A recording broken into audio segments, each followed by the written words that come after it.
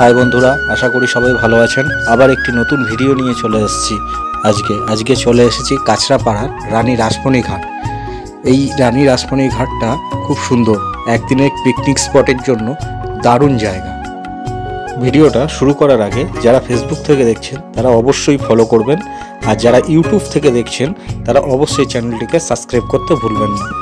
এই কাছড়াপাড়া রানী রাসমণি ঘাট আরেকটা নামে খুব জনপ্রিয় জায়গা, যেই জায়গাটা আপনারা নাম শুনেছেন এর আগে ইউটিউব বা ফেসবুকে, ফুচকাপাড়া। এখানে ফুচকাপাড়া নামে খুব বিখ্যাত। এখানে প্রতিটি বাড়িতে ফুচকার স্টল আছে, প্রতিটি বাড়িতে এখানে ফুচকা তৈরি হয়, পাইকারি ও খুচরো দেয়। আসুন দেখা যাক এই ফুচকাপাড়ায় কি কি ফুচকা পাওয়া যায়।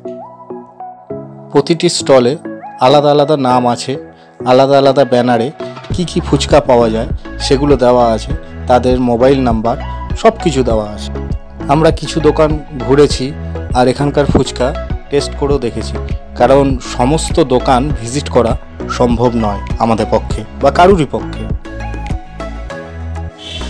আজকে আমরা চলে এসেছি ফুচকা গ্রাম, যেটা অবিশ্বাস্য হলেও সত্যি যে 10 টাকায় 10টা ফুচকা পাওয়া যাচ্ছে।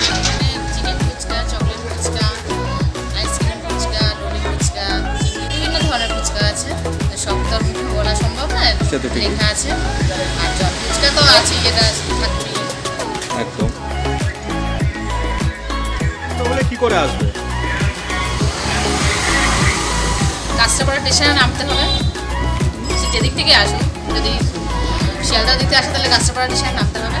ওখান থেকে নেমে 1 নম্বর প্ল্যাটফর্ম দিয়ে নেমে এসে অটো ধরলে বাগমোড় থেকে টোটো ধরলে শিব মন্দির ঘাট বা রানী রাসমণি ঘাট বললে ফুচকা হয়। এখানে পুরো পাড়াটা জুড়েই ফুচকা হয়, তাই তো? আচ্ছা, খেয়ে বলবে কিরকম আছে, খেয়ে দেখা যাক। 10 টাকা 10টা ফুচকা।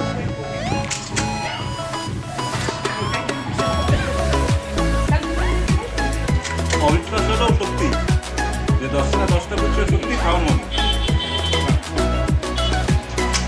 ভিডিওটা যদি ভালো লেগে থাকে ফেসবুক থেকে অবশ্যই ফলো অপশানটা ক্লিক করবেন, আর যদি ইউটিউব থেকে দেখে থাকেন তাহলে পরে লাইক, কমেন্ট, সাবস্ক্রাইব করতে ভুলবেন না।